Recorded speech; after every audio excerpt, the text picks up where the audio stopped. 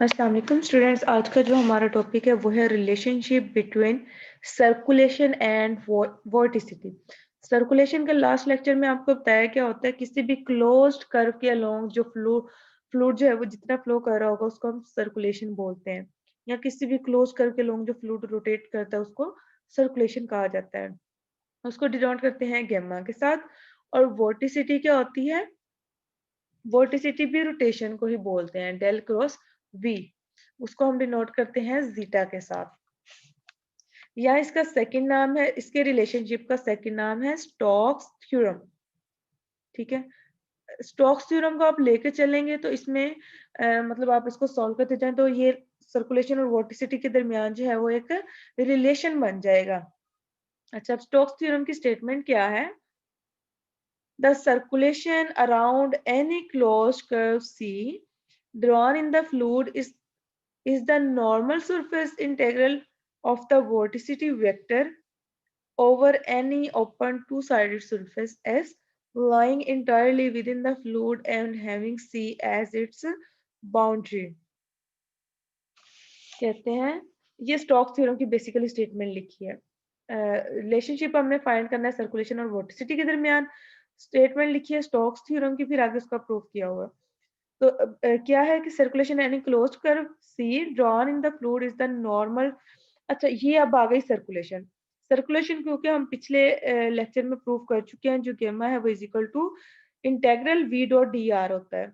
अगर लाइन के अलोंग ले रहे हैं तो ए टू बी आ जाता है, और क्लोज करके ले रहे हैं तो सी आ जाएगा, और यहाँ पे ऊपर हम सर्कल लगा देते हैं।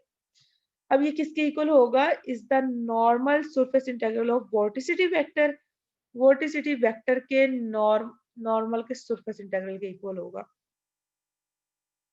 ये देखें, ये वोर्टिसिटी वेक्टर है डेल क्रॉस वी, इसका ये नॉर्मल कंपोनेंट डॉट एन कर दिया तो ये उसका नॉर्मल कंपोनेंट बन गया, और डबल इंटीग्रल आ गया तो ये सरफेस इंटीग्रल बन गया। ठीक है, vector over any open two sided surface S lying entirely within the fluid C as its boundary। और सरफेस इसमें S ली है जो कि ओपन टू साइडेड है, और उसकी बाउंड्री जो है वो C है। वो भी आपको मैं दिखा देती हूँ कि सरफेस किस तरह की होगी। ये देखें, ये एक सरफेस ली है, ओपन सरफेस है, यहाँ से ओपन सरफेस, और इसकी जो बाउंड्री है वो ये सी क्लोज है। ठीक है, ये लिया by using Stokes theorem del cross V dot NDS में चेंज कर दिया। अब ये जो डेल क्रॉस वी है ये आपको पता है जीटा के इक्वल होता है, वोर्टिसिटी के इक्वल होता है, dot DS. This complete the proof. Proof जो है वो यहीं पे कंप्लीट हो जाता है, लेकिन मजीद अगर हम इसको सिंप्लीफाई करना चाहते हैं, मतलब फॉर एग्जांपल टू डायमेंशनल में करना चाहते हैं, ये जनरलाइज वे में कर दिया ना कि delta one dimension or two three जो उतनी भी डायमेंशन में हो तो उसके लिए ये सेटिस्फाई करेगा। यहाँ तक आपका थ्योरम प्रूव हो जाता है कि ये आ गया सर्कुलेशन, और ये आ गई zeta vorticity, इन दोनों के दरमियान रिलेशनशिप आ गया। ठीक है, equation 1 shows that the circulation along a closed curve C is equal to the strength of the vortex tube formed by all the vortex lines passing through the curve। कि C के along जो circulation है ना वो equal होती है strength of vortex tube. ये strength of vortex tube का फॉर्मूला है। ठीक है, for a two dimensional motion in the X Y plane. अब इन्होंने अब यहाँ पे टू डायमेंशनल मोशन के लिए किया गया कि अगर मोशन जो है वो एक्स वाई प्लेन के अंदर हो जाए, एक्स वाई प्लेन के अंदर ले रहे हैं तो कोई भी सरफेस एक्स वाई प्लेन में आप ले रहे हैं ना, उसका यूनिट वेक्टर जो है वो नॉर्मल वो जेड की डायरेक्शन में होगा। जैसे फॉर एग्जांपल यहाँ पे ये मैं थ्री डायमेंशन प्लेन ये बनाती हूँ, एक्स वाई जी। ठीक है, अब यहाँ पे कोई सरफेस ली है मैंने एक्स वाई प्लेन के अंदर। ठीक है, तो इस सरफेस का आउटवर्ड ड्रॉन यूनिट नॉर्मल जो है वो बाहर की तरफ होगा ना, और उस बाहर वाले को हम शो करवाते हैं जी के अलोंग। ठीक है, ये इसका यूनिट वेक्टर, और जी के अलोंग यूनिट वेक्टर क्या होता है? के। तो यहाँ पे क्योंकि हम एक्स वाई प्लेन को अब डिस्कस कर रहे हैं ना, हमने फॉर टू डायमेंशनल मोशन लिया इन एक्स वाई प्लेन में, तो यहाँ पे देखिए यूनिट वेक्टर क्या हो गया? एन इज इक्वल टू के। और जीटा जो है वो आपने वो डेल क्रॉस वी में उसकी वैल्यूज पुट करें, वो डब्ल्यू को जीरो कर दें, जी को जीरो कर दें, तो बाकी आपके पास ये रिलेशन बचता है। और ये रिलेशन वैसे भी जब आपको वोर्टिसिटी करवाई गई है तो उसमें बताया गया है कि टू डायमेंशनल प्लेन में जीटा की वैल्यू ये होती है। ठीक है, दस इक्वेशन वन बिकम, इसको इक्वेशन वन में पुट कर दें, गेमा इज इक्वल टू ये close integral V dot D R. ये किसके इक्वल आया था, zeta dot N D S के। अब जीटा की वैल्यू लगा दे, partial we by partial x minus partial you by partial Y into के यूनिट वेक्टर, और एन की वैल्यू भी के unit vector into D S. अच्छा उसको अभी सिंपली उन्होंने ये चीज लिखी है, जीटा जीटा जी के डॉट के सेम यूनिट वेक्टर है तो किसके 1 के इक्वल आ जाएगा, ठीक है ना। डॉट प्रोडक्ट का फार्मूला लगाएं तो ये 1 के इक्वल आ जाता है, ये 1 के इक्वल आ गया, साथ में डी एस। अब यहाँ पे जीटा जी की वैल्यू लगा दी जो ऊपर थी, और ये by Stokes theorem sorry Green's theorem है, उसके अकॉर्डिंगली आपके पास आ जाता है कि डी एक्स एस जो है वो D x D Y over N dot K equal होगा। मतलब यहाँ पे अगर एक्स वाई ले रहे हैं तो यहाँ पे के आएगा, यहाँ पे वाई जी ले रहे हैं तो यहाँ पे आई आएगा, और अगर एक्स जी ले रहे हैं तो यहाँ पे जे आएगा और साथ में एन आता है। अब एन की वैल्यू भी चूंकि हमारे पास के है तो यहाँ पे ये के डॉट के आ गया, ये भी 1 के इक्वल हो गया। और ये किस में आ गई, अब ये रिलेशन किस में आ गया, कार्टेशियन फॉर्म के अंदर। Equation 2 shows that the circulation is the product of vorticity and the cross sectional area bounded by the curve C। अब ये देखिए dx dy, बेसिकली ये एरिया ही है, dx x के अलोंग जो लेंथ है और dy y के अलोंग जो लेंथ है, तो ये एरिया हो गया उस सरफेस का, और ये उसकी वर्टिसिटी हो गई, ठीक है। इन दोनों का प्रोडक्ट है जो सर्कुलेशन और वर्टिसिटी के दरमियान रिलेशनशिप है, ठीक है। जो सर्कुलेशन है वो क्या है, वर्टिसिटी और एरिया का प्रोडक्ट है। नेक्स्ट प्रॉब्लम है, the वर्टिसिटी component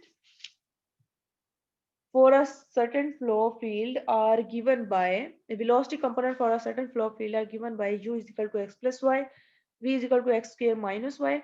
Calculate the circulation around the sphere enclosed by the lines x is equal to plus minus 1, y is equal to plus minus 1. Also verify the result by using Stokes theorem. हमने इसको Stokes theorem से भी satisfy करवाना है result को, और calculate क्या करनी है, सर्कुलेशन अराउंड क्लोज कर, सर्कुलेशन हमने फाइंड करनी है, उसकी बाउंड्री उसने क्लोज करके दे दी है, और इसको बाद में स्टोक्स थ्योरम से भी सेटिस्फाई करवाना है। अब x की वैल्यू पहले देखिए प्लस माइनस 1 है, तो माइनस 1 ये ओरिजिन है, एक्स वाई प्लेन ड्रॉ किया, ये ओरिजिन है, यहाँ पे माइनस 1 होगा, यहाँ पे 1 होगा, ठीक है, यहाँ पे पॉइंट्स लगा लेने हैं आपने। उसके बाद y की वैल्यू प्लस माइनस 1 है, यहाँ पे 1 है, यहाँ पे माइनस 1 है। अब चूंकि ये लाइंस है, ये वाली, ठीक है ना, लाइंस है, एक मिनट मैं आपको ड्रॉ करके बता देती हूँ। ये आ गया, ये एक्स वाई प्लेन ड्रॉ किया, फॉर एग्जाम्पल यहाँ पे जो वैल्यू है वो 1 है एक्स की, यहाँ पे जो वैल्यू है वो है माइनस 1 है। अब देखिए यहाँ पे वर्ड पे गौर करें, ये है उसने कहा by the lines X is equal to plus 1 minus 1। अब इसका मतलब ये पॉइंट नहीं रहे, ये लाइंस है, तो lines X is equal to 1 वाली लाइन कैसी होती है, वाई के पैरेलल होती है, ये आ गई, ठीक है। और दूसरी जो ये माइनस 1 पे आएगी वो ये आ गई, ठीक है।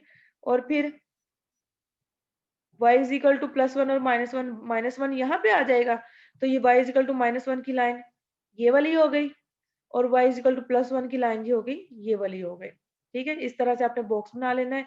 ये लाइन है y is equal to plus 1 की, ये नीचे वाली जो लाइन है वो है y is equal to minus 1 की, ठीक है। ये राइट साइड वाली जो लाइन है ये है x इक्वल टू प्लस 1, और ये वाली जो है ये है x is equal to minus 1, ठीक है। ये लाइंस हमने बना ली, तो ये हमारे पास एक स्क्वायर बॉक्स बना है।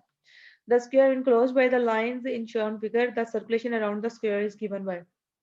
अब क्योंकि ये क्लोज कर्व है, आपने इसकी डायरेक्शन एंटी क्लॉकवाइज लेनी है। जब सर्कुलेशन वाला टॉपिक पढ़ा है तो उसमें बताया गया कि आपने कर्व की जो डायरेक्शन है ना वो एंटी क्लॉकवाइज लेनी है, क्योंकि सर्कुलेशन जो एंटी क्लॉकवाइज डायरेक्शन में ना वो पॉजिटिव होती है।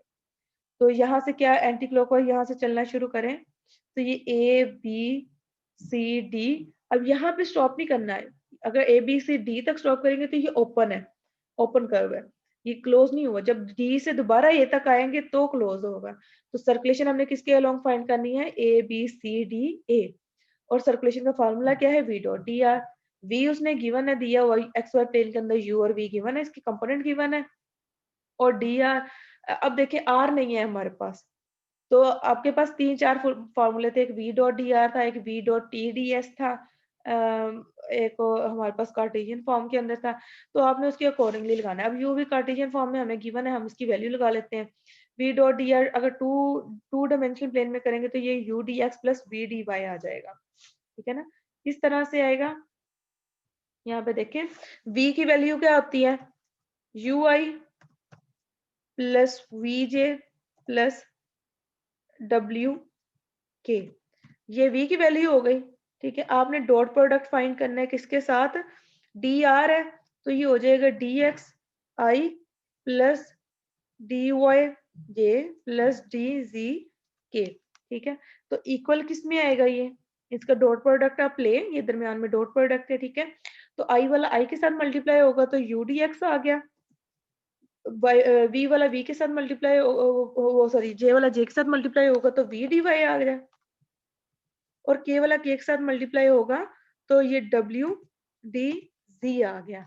अब यहाँ पे हमें टू में चाहिए, टू प्लेन एक्स वाई जी प्लेन में चाहिए, तो आप just U D X B D Y ले ले, तो ये हमने ले लिया U D X plus V D Y. इनकी वैल्यूज पुट कर दे, यू की value X plus Y, V की value X square minus Y आ गया, ठीक है, ये आ गया। अब चूंकि आपको एक्स और वाई की हम यहाँ पे एग्जैक्ट वैल्यूज नहीं पता, हमें इसको लाइन इंटीग्रल है तो एक ही वेरिएबल में चेंज करना होगा। आप इसमें क्या करेंगे, बारी बारी ए बी के अलोंग, फिर बी सी के along, C D D A, इन सब के अलोंग जो है वो इसकी वैल्यूज फाइंड करेंगे। इसको इस तरह से उन्होंने लिख लिया, ए बी ये ब्रैकेट्स लगाई हैं, उसका मतलब ये है कि हर एक में ये वाला रिलेशन पूरे का पूरा आ रहा है, ठीक है। तो यहाँ पे भी बी सी के साथ भी ये पूरा रिलेशन आएगा, फिर सी डी और डी ए के साथ, ठीक है। ये आ गया अलोंग द स्ट्रेट लाइन, पहले ए बी के साथ कैलकुलेट किया। अब ए बी के अलोंग जो है, ए बी जो लाइन है वो किसकी है, वो y इज इक्वल टू -1 की लाइन है, ठीक है ना।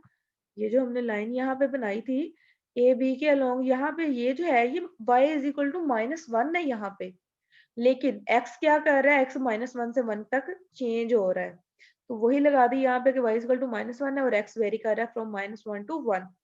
जब इसका डिफरेंशियल लेंगे तो dy इक्वल टू 0। अब इस रिलेशन के अंदर जहां जहां पे ए बी के लिए पहले आपने करना है, सिर्फ ए बी लाइन के लिए जहां जहां पे y है वहां वहां पे -1 लगा दें, और जहां जहां पे dy है वहां पे 0 लगा दें, और x की लिमिट लगा दें -1 से 1।